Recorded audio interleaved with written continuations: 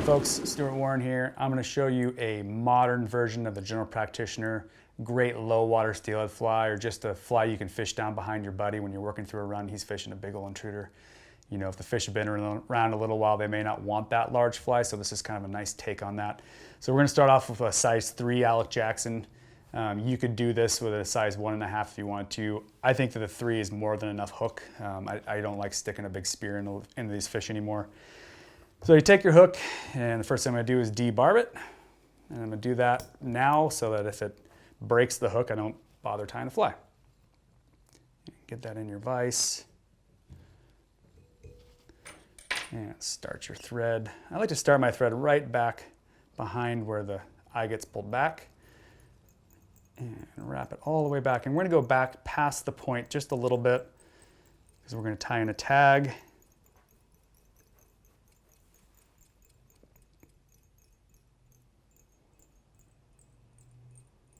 About right there. And then I'm going to use 3 strands of this ice blue pearl flashaboo as my tag. I have a slight addiction to this stuff, I know, but it seems to be working pretty well for me. And just pull the full length off of there because we're going to use it. And get these guys kind of behaving themselves all nice and tight together. And then just tie in the tips here. And make these thread wraps really close together.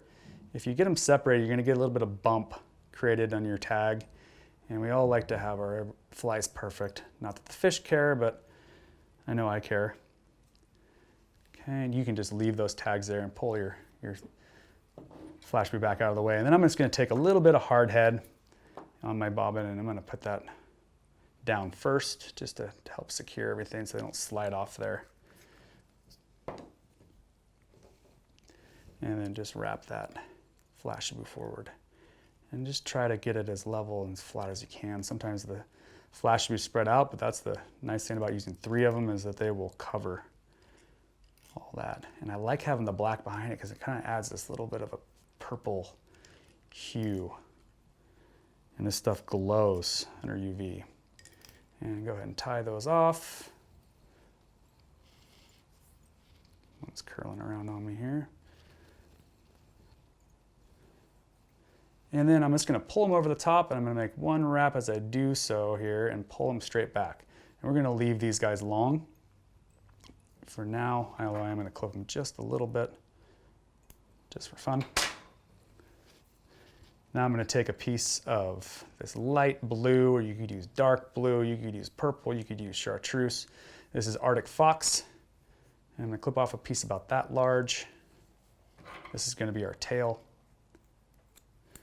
And clean up those body hairs, get them away from the guard hairs. You can see I just pulled out those bottom ones.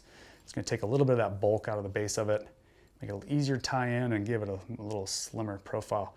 The nice thing about the General Practitioner is it's a relatively small fly with a relatively large profile.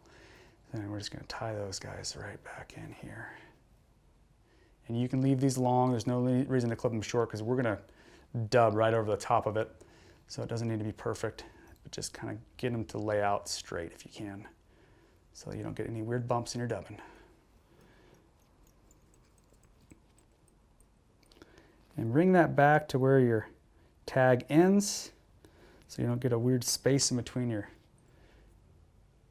tag and your body. And kind of let those guys just sit there like that.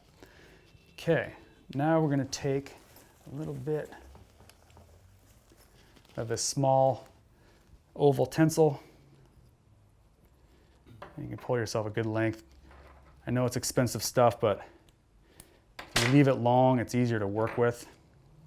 Tie that in, and I'm going to have that tag in, go all the way up to where the hook eye comes around, and tie that in nice and tight.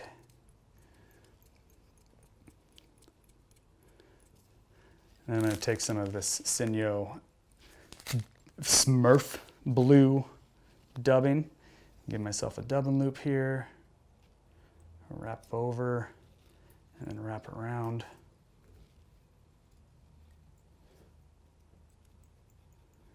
And I'm going to wrap my thread up to the halfway mark there now. So we're going to bring this dubbing forward to about the halfway point,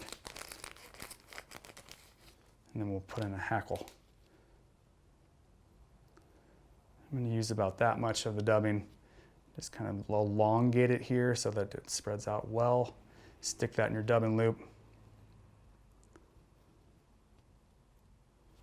And then you're going to take your dubbing spinner here and spin her up.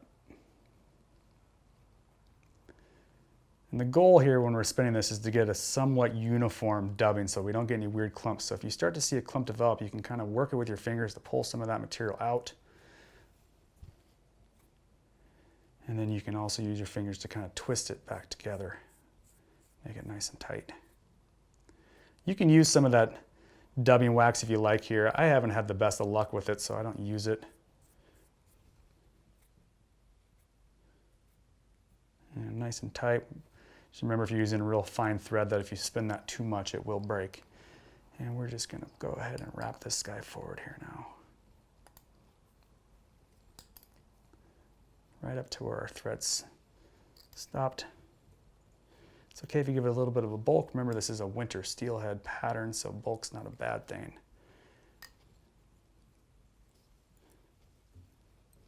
And this is just a really simplified version of this general practitioner. And go ahead and bring your oval tinsel forward. Just try to wrap it evenly if you can. Doesn't always want to go even, but you can manipulate it. And I'm just going to give that about 4 wraps and tie it off. Take a look at it on the back side. It looks pretty good. And just clip that off. And the reason we left that long is that we're going to use it again. And now I'm going to take a royal blue saddle hackle, and we're just going to give this guy like 2 wraps, so you don't need a bunch of this. So I'm going to go ahead and pull off the bottom webbier portion here, and then do the same, the top, pulling back those fibers. I'm going to clip myself a place to tie in the threads, and I'm going to finish pulling off these webby guys here at the bottom, so they're out of the way. And go ahead and tie that in.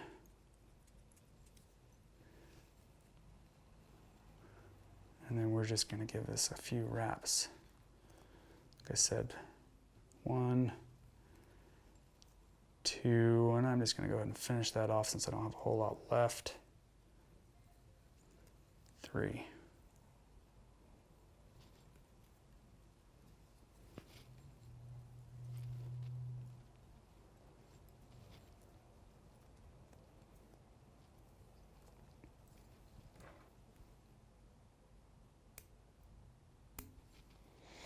And go ahead and clean up all these extra fibers here. Now we're starting to get towards the front of the fly. Anything we can pull out of there is going to help keep that head small. And I'm going to wrap my thread most of the way forward here. Give myself a base to work with. I'm going to tie my oval tinsel back in.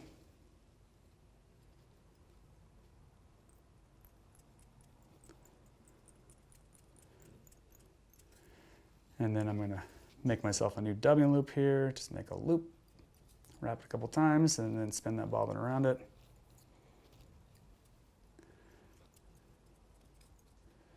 And give yourself space here. We don't want to crowd the eye of the fly, so this next segment's not going to be real long. So maybe a 1/4 inch, maybe 3/8 of an inch. And I'm going to use some UV black ice dubbing for this front end. And I'm just going to take about that much off there and kind of elongate it and put it in my dubbing loop. Remember, we're not really doing a whole lot of this forward, so we don't need a lot of material in here to wrap just that 1/4 inch to 3/8 of an inch left. And give it a nice spin. And as you spin, you can work those materials. Spin with your fingers. If they're greasy like mine are, it really helps lay those things down so you get a nice even dubbing. And once you're pleased with the outcome, go ahead and wrap it forward.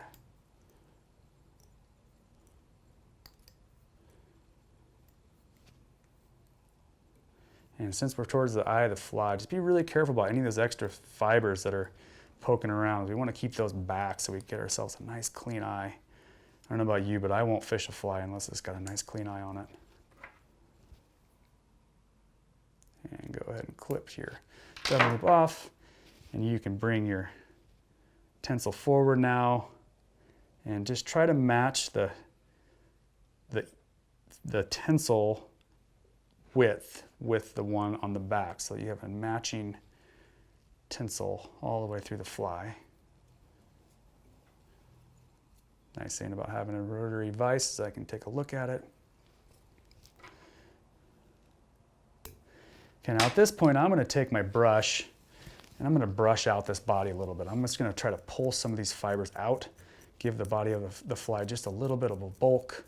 Since this is a winter steelhead fly, I'm not afraid of it having just a little bit of swimmy, fibery stuff coming out. And that'll help kind of clean up any little accidents you made in your dubbing.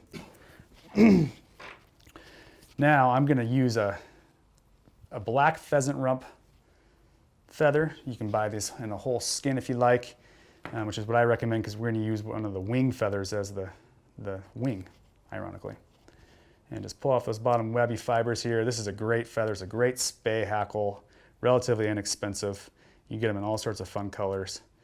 And just going to pull back, some of those fibers from the top. Those last little ones, are going to be kind of hard to work with, so I'm just going to get rid of them, leaving myself just about that much feather to work with here.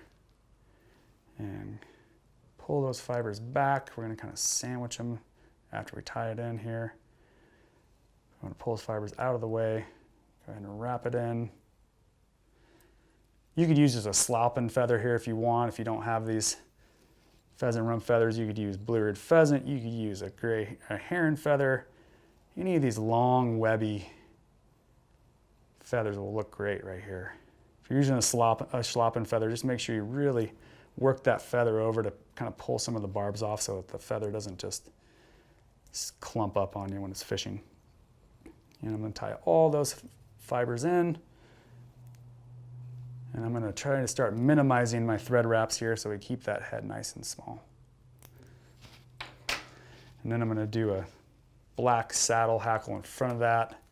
And I'm just going to give this guy a couple wraps here. So you don't need a real long feather. I'm going to pick a little bit wider of a feather though. So I want to give it just a little bit of bulk in the front. And I'm going to use towards the bottom of the feather, so that's where because that's where the longer hackle fibers are. And I'm just going to use about that much of the feather.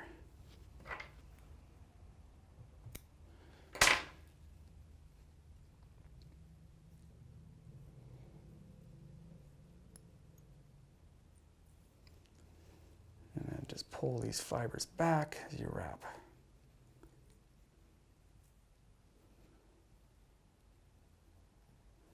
This will help provide a little bit of a vortex for that pheasant rump feather. Give it a little bit of strength in the water so it doesn't just collapse when you're fishing the faster riffles and seams. The nice thing about these traditional flies tied on these heavier irons is they sink pretty fast. If you got a decent sink tip on there, this fly is going to get in there pretty quick and then stay in there, especially since they don't have a whole lot of bulk. And I'm just going to remind you guys, since we're towards the front of the fly here, just be really cautious about the number of thread wraps you're doing and the amount of material that's left in there. Keep that head small. I'm going to take a blue guinea feather. I'm going to pull off the back ends of it here. It's going to be about something like that. I want these longer fibers, and I'm just going to give this fly one wrap of guinea. Don't overdo it. That guinea is really powerful in your fly. It really will pop too much if you get too much in there. And I'm just going to pull off about a ½ inch, not quite that much. Can leave myself just that much to work with here. Pull those fibers back, tie it in.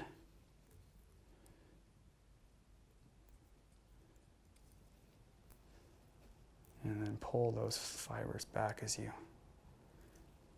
wrap it forward.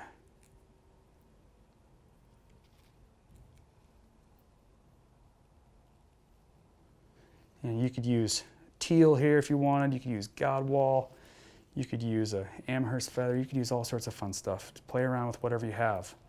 Most of us have guinea, so I'm using the guinea.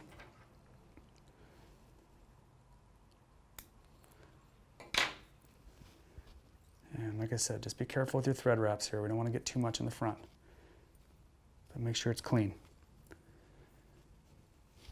Okay, and then I'm going to pull off one of these feathers from the wing of this pheasant rump. You could use just a normal guinea feather here if you want. You could use bronze mallard for the top of it. You could put on a piece of whatever you want, really. I like this feather. It's kind of got a little bit of a thumbnail to it. It's got just a little bit of a, kind of a design on the top. And we don't want this feather to be too wide. So you have to pull off some of the bottom fibers here to narrow the feather down. And I'm going to leave my stem pretty long here, but I am going to clip off the part where it starts to wrap around, because that gets to be a bit of a pain. And then just hold your feather up there, and I want the back of the feather to be almost in line with the back of the hook right here. That's just kind of a good measurement for the length. And I'm going to thread the stem of the feather down through the eye, and then I'm going to pinch this feather on top by pushing pressure straight down on it to hold it flat, hopefully. And my first wrap here, give yourself a little thread to work with, is going to be real soft. And I'm going to apply pressure now as I pull up and around. I'm going to rack back towards that feather, and that's going to keep it from spinning on me, which is what most of you will find is the problem. So that feather is going to want to spin. If it gets too frustrating, you can just take a little bit of super glue and put it down on the feather stem before you wrap it in there, and it'll keep it from spinning. And then I'm just going to pull the rest of that stem back around underneath and secure it, and that's just going to add a little more strength to this top feather so it doesn't fly off when we're casting. And then just clip that stem nice and short here. Be careful.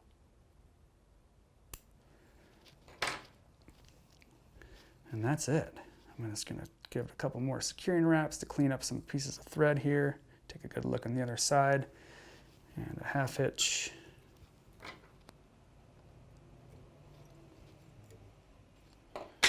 And a whip finish.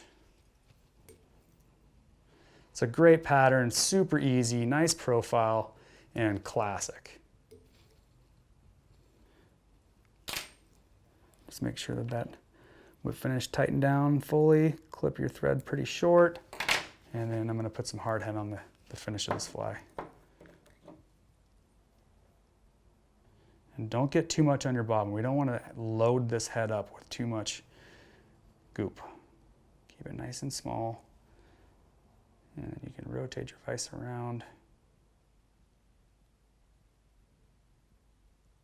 Just smooth everything out here.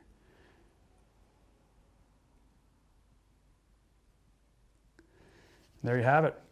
Modern approach to general practitioner, using a little Arctic fox for the tail. And you see I left these flash fibers fairly long, so it gives a little presence in the water. Enjoy.